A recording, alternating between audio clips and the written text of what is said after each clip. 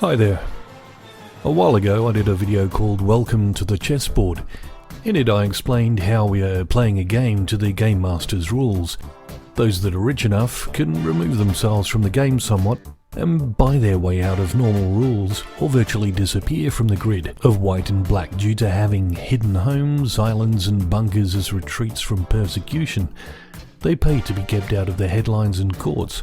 Or maybe those off the board might be a member of a secretive organisation doing covert operations, or a member of an untouchable family in such things as finance or eugenics. Of course, if some on the way up get a bit full of themselves believing they're untouchable, or step out of line, their tenuous position of favour could be compromised. It's an easy thing to drag them in front of the chessboard pieces to make a case if they're unwilling to toe the line. The reason I bring this subject up is the fact again that everyone on the chessboard is most definitely susceptible to the rules made for society to one degree or another, and therefore can be removed as pieces by the hidden hand of the manipulating game master at strategic whim or as a sacrifice to protect a more valuable piece. The game master is susceptible to the rules of the game only insofar as to manipulate the pieces, of course, but is outside of ultimate consequences that befall the carnage on the board. After all, they're the unseen, and can always wipe the board, manufacture a reset, and play again for their own gain and amusement while retaining the experience and riches of the previous game. The thing about a full reset, though, is that you have to be able to know where every player is at any point at the end, to understand where they will be when the time comes to make sure. They will have to be dealt with as much as possible so that the next game is not spoiled by those bad-mouthing the rules or warning against playing the game at all. That's one for you to ponder. The reason I mention all this is to now point out that pieces who might think they are immune or have supposed invulnerability when inside the game because they have certain advantages are not. They have much at stake because they have been afforded much more movement and true privilege throughout the game up until now. Coveted pieces, though protected by the sacrifice of pawns, become more exposed as the front rows are removed from the game. I think we understand our given role that somehow, through generations and happenstance of birth, we've been set up, so to speak, among the throng of pawns. But let us cast our eyes around to see who's next in line should we be sacrificed and fall. Some pieces are starting to realise they aren't as untouchable as they thought. Take Prince Andrew and vicariously the Queen and the royal family, who have been laying low as more information comes to light about how often he's been having pizza. Prince Philip, of course, famously said he would like to come back as a virus to humanity. He obviously doesn't realise he already is one, but that's an interesting quote nonetheless from a while ago, and interesting given the current times. Various members of the church have been taken down through their predilection of fresh pizza as well. More pieces to be removed from the back row, but this also taints religion as a whole, and when you realise whether you believe in the divine or not, countries and laws are set up on the premise that God is above all, kings, queens and state. Well, remove God, and you have no recognised divine entity to call upon when man-made laws alone come knocking. You can no longer say that God has a higher claim on your body and soul than the man or woman just following orders with a syringe, for instance. And so, with kings, queens and bishops removed from the board, we look to the knights or police. You can see the defunding cries right now. No matter how ridiculous that seems, the only way to replace them is with military. So those saying get rid of the police rather than correct the structure back to serving in the community should be careful what they wish for. And now we can look at the castle. That may be seen as the family home perhaps. I have a suspicion that rates will be going up soon, and up again. Housing prices have been artificially high for some time, which has seen a land tax boon for governments here in Australia. Eventually, people without income and unable to sell may end up having to walk away. Anything fixed in one place will be taxed heavily or susceptible to confiscation under the right conditions. And if what's been happening lately is any indication, governments are quite happy, under the guise of keeping you safe, to have you lose your job, home or children, should there be a health scare. Because it's all for your ultimate benefit, or so they tell you. With the coming world plan, there can be no one left to look up to, no one to call for help, and no property owned to bunker down into when they've gone to so much trouble to eradicate the past. And now, take a look at recent corporation patents. Businesses do not patent something for a laugh, it costs money.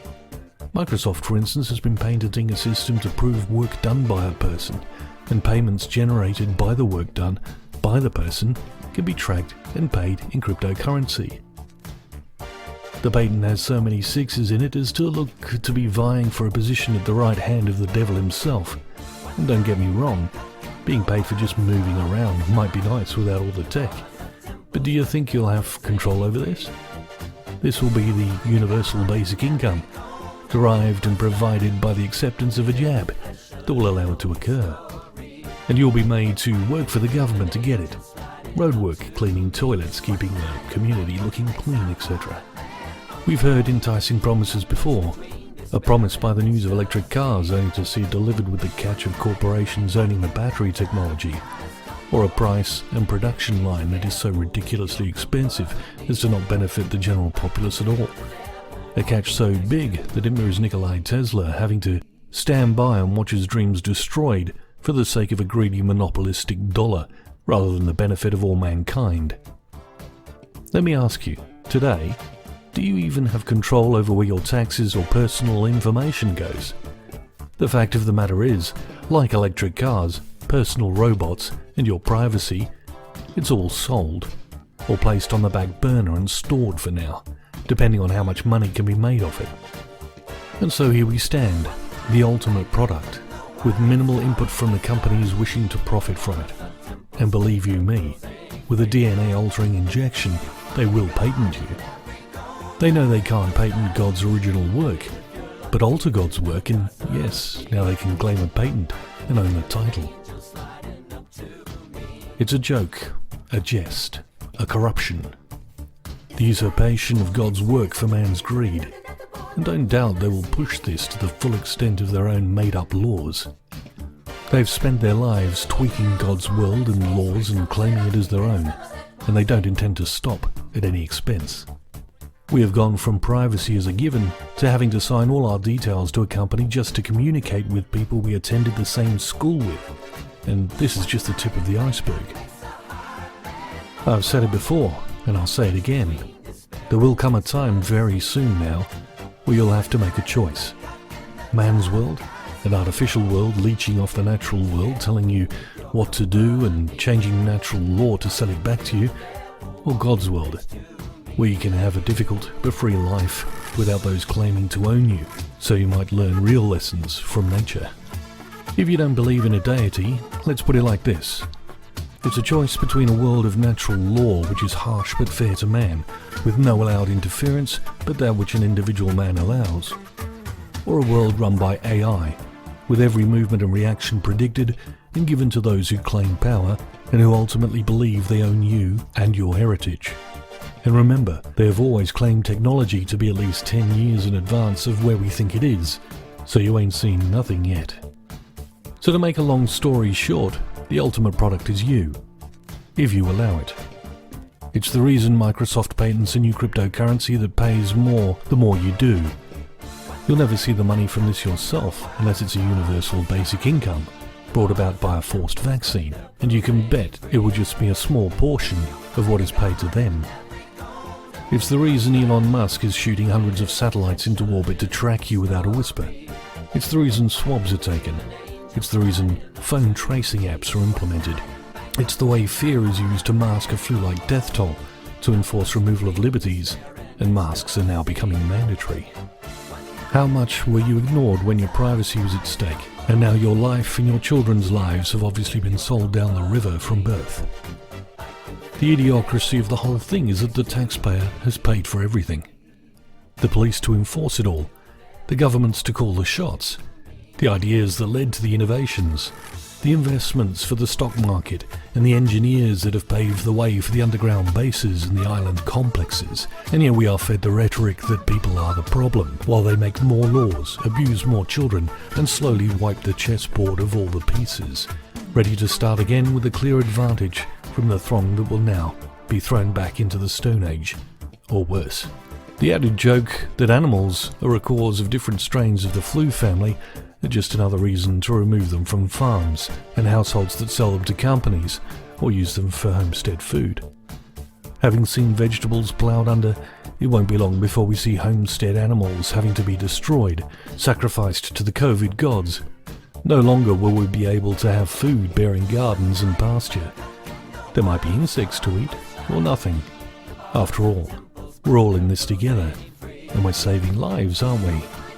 This is a joke at you and your children's and their children's expense, quite literally with taxpayer dollars.